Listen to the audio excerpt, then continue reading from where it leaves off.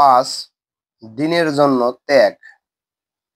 মহান রব্বুল আলামিন বলেন, দুনিয়ার জীবনের সুখ সুবিধাকে যারা আখিরাতের বিনিময়ে বিক্রি করে দিতে পারে শুধু তারাই দ্বীনের জন্য সংগ্রাম করার যোগ্য।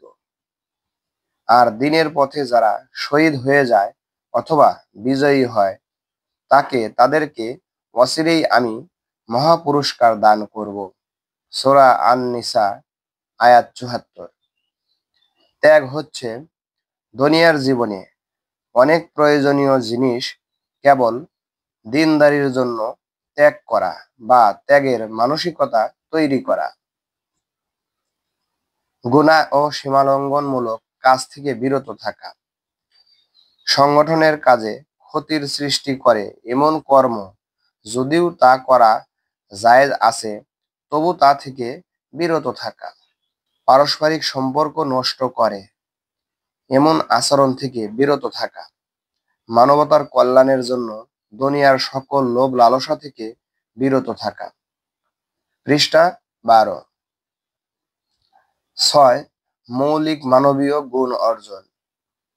দুনিয়াবাসীর নেতৃত্ব দেওয়ার জন্য প্রয়োজনীয় গুণাবলী অর্জন করা, যেমন পরিশ্রম প্রিয়তা, কষ্ট সহিষ্ণুতা, আত্মসংযমী হওয়া, বিপদে ধীরতা অর্জন, সময় অনুবর্তিতা, নিয়ম শৃঙ্খলা অনুসরণ করা, সত্যবাদিতা, ত্যাগের মানসিকতা, অল্পতে তুষ্ট। ত্যাগের মানসিকতা, অল্পতে তুষ্ট। ভোগে নয় ত্যাগে অভ্যস্ত হওয়া, নীতিবান হওয়া, নিজ আদর্শের প্রতি অবিচল থাকা, আদর্শ বাস্তবায়নের প্রয়োজনে সকল কিছুকে উপেক্ষা করা। ৭ ইসলামের পথে আত্মনিয়োগ। সম্মুখে অগ্রসর হওয়ার পর পিছনে ফিরে যাওয়ার সকল পথ বন্ধ করে দিতে হবে।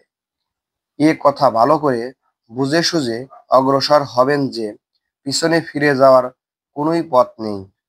আল্লাহর সাথে প্রতিশ্রুতির মাধ্যমে আপনার জানমালকে তার হাতে বিক্রি করে দেওয়ার পর তা কিছুতেই আর ফেরত নিতে পারবেন না।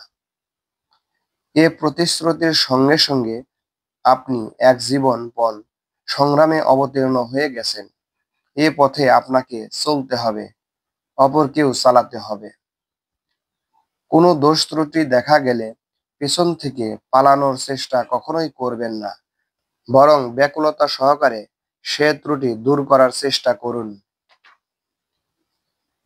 সামনের লোকেরা যদি থেমে যায় তবে আপনিও থেমে পড়বেন না, বরং আপনি এগিয়ে চলুন এবং সামনের লোকদেরকে এগিয়ে চলতে উৎসাহিত করুন।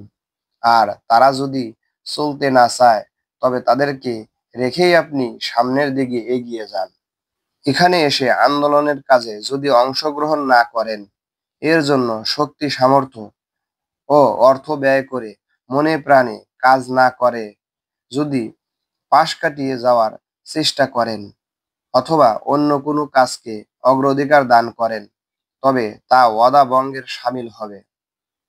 আপনি কোনো মানুষের সাথে নয় বরং আল্লাহর সাথে ওয়াদা করেছেন। দ্বীনের কাজে শামিল হওয়ার সময়ই আপনি জানমাল সবই আল্লাহর নিকট বিক্রি করে দিয়েছেন। এখন আপনার সবকিছুর উপর সর্বপ্রথম দাবি আল্লাহর এবং তার দ্বীনের, তারপর আর সকলের। মানসিক অবস্থা। আপনার ছেলে মেয়ের অসুখ হলে অথবা ঘরে খাবার না থাকলে আপনি যেরূপ ব্যস্ত হয়ে পড়েন, আপনার মনে যেরূপ ভীষণ আগুন জ্বলে ওঠে, ইসলামী আন্দোলনের কাজের জন্য আপনার মনে সেরূপ অস্থিরতা অবশ্যই হওয়া উচিত।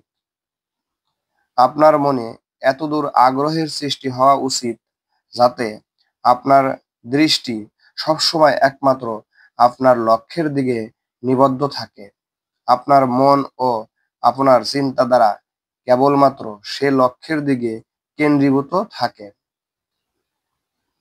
আপনার সময় ও শ্রমের যতদূর সম্ভব কম অংশ ব্যক্তিগত কাজের জন্য এবং বেশিরভাগ আপনার জীবনের লক্ষ্য সাধনের জন্য ব্যয় করার চেষ্টা করুন। এরূপ একাগ্রতার সাথে যদি নিজেকে দ্বীনের কাজে নিয়োজিত না করেন, তবে ইসলামী আন্দোলনের সাথে আপনার সম্পর্কের দাবির বিশেষ কোনো মূল্য থাকবে না। আপনি বিচার করে দেখুন, আপনার মনে কি এরূপ একাগ্রতার সৃষ্টি হয়েছে?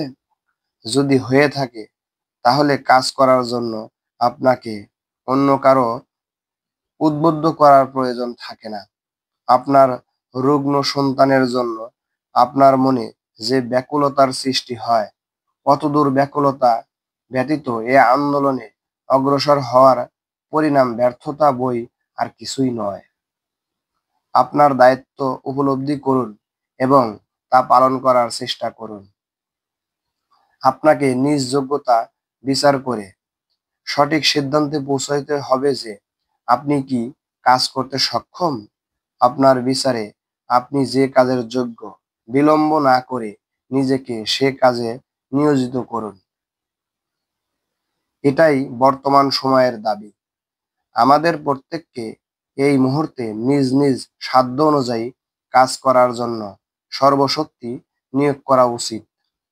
আপনি যদি সত্যি নিজেকে গঠন করতে চান, তাহলে কোরআন, হাদিস ও ইসলামী সাহিত্য অধ্যয়নের মাধ্যমে যেমন ইসলামের যথার্থ জ্ঞান অর্জন অপরিহার্য, তেমনি আপনার পরিবার পরিজন, প্রতিবেশী, সহকর্মী সহ আপনার যোগাযোগ যাদের সাথে রয়েছে, তাদের কাছে ইকামতের দিনের দাওয়াত প্রদান করাও জরুরি।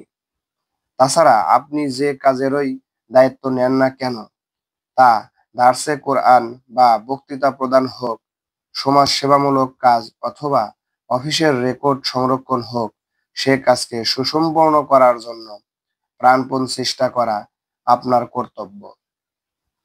এর জন্য চিন্তা ভাবনা করা ও প্রয়োজনীয় উপায় উপকরণ সংগ্রহ করা এবং এ কাজকে সুচারুরূপে সুসম্পন্ন করার জন্য যা কিছু প্রয়োজন তা করা আপনারই কর্তব্য।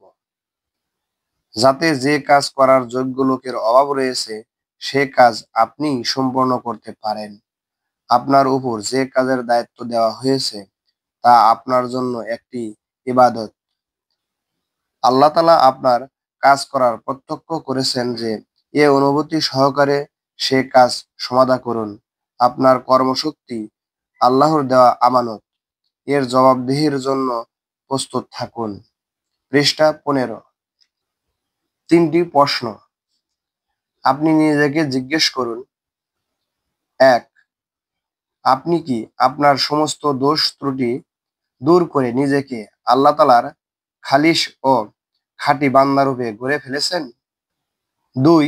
আপনার মন মগজ, অঙ্গ প্রত্যঙ্গ এবং সকল প্রকার দৈহিক ও মানসিক কর্মশক্তির উপর আল্লাহর দ্বীনের যে দাবি রয়েছে, তা কি আপনি সব পূরণ করে দিয়েছেন? 3. আপনার চারপাশে কি এমন একজন লোকও নেই যিনি আল্লাহ সম্পর্কে উদাসীন এবং দ্বীন সম্পর্কে অজ্ঞ বা নৈতিক ক্ষেত্রে অধঃপতিত? সকলকেই কি আপনি সংশোধন করে ফেলেছেন? এসব প্রশ্নের জবাব যদি না-বোধক হয়, তবে আপনি কি করে ভাবছেন যে আপনার করণীয় কাজ সব ফুরিয়ে গেছে? এখন আপনাকে কোনো নতুন কাজের প্রোগ্রাম দেওয়া উচিত?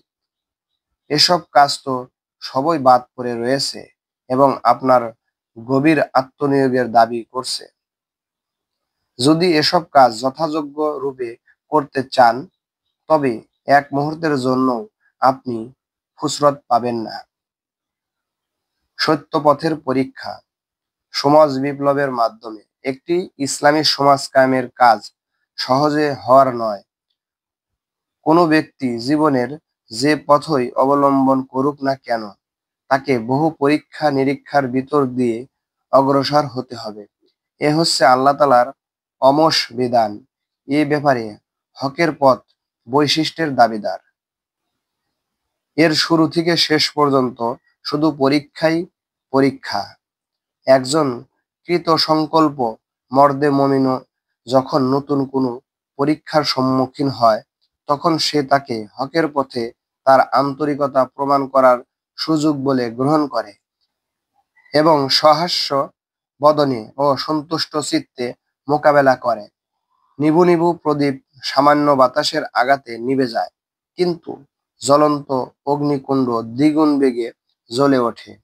পৃষ্ঠা 16। প্রজ্বলিত আগুন ভিজা কাঠকেও নিজের খাদ্যরূপে গ্রহণ করে।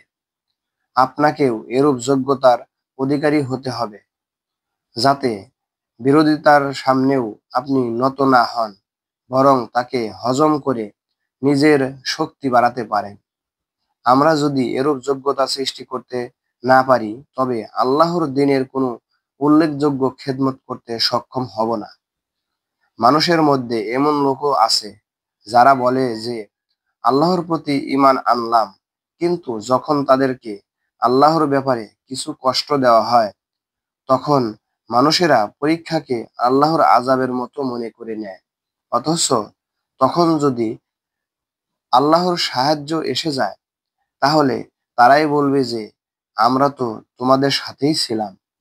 তবে কি আল্লাহ তাআলা দুনিয়াবাসীদের মনের খবর রাখেন না? আল্লাহ তাআলার তো অবশ্যই দেখতে হবে সত্যিকার ঈমানদার কে, আর কেই বা মুনাফিক। সূরা আল আনকাবুত আয়াত 10 ও 11। সর্বোপরি আমাদের জানা উচিত আমাদেরকে কেন পাঠানো হলো। প্রকৃত অর্থে আমি এসেছি একা, আবার যাব একা, মাঝে অনেক সম্পর্কের সাথে জড়িয়ে যাওয়া। এই সম্পর্ককে জড়াতে গিয়ে আমরা আমাদের মূল কাজ ভুলে যাই। এখানে সার্থক হবে যখন আমরা জান্নাতে যেতে পারবো। চূড়ান্ত জান্নাতে তারাই যেতে পারবে যারা তাদের লক্ষ্যকে জানতে পেরেছে এবং সফলভাবে তাদের উদ্দেশ্য সফলভাবে তাদের উদ্দেশ্য জানতে পেরেছে, তাদের আসল আত্মাকে চিনতে পেরেছে। কিয়ামতের দিন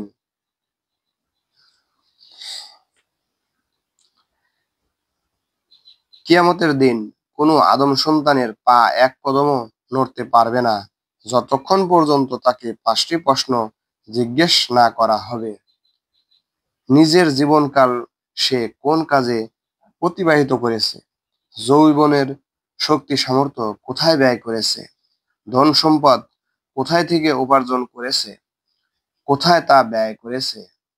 এবং সে কতটুকু জ্ঞান অর্জন করেছে, সে অনুযায়ী কতটুকু আমল করেছে। তিরমিজি, পৃষ্ঠা 17। তাই আজ আমাদের উপলব্ধির বিষয় হলো, আমরা যতই ডিগ্রি অর্জন করি না কেন, যতই যোগ্যতা অর্জন করি না কেন, কোনো যোগ্যতাকেই আত্মগঠন বলা যায় না যদি কিয়ামত দিবসে আমরা আল্লাহ তাআলার কাছে আমাদের হিসাব পেশ করতে না পারি।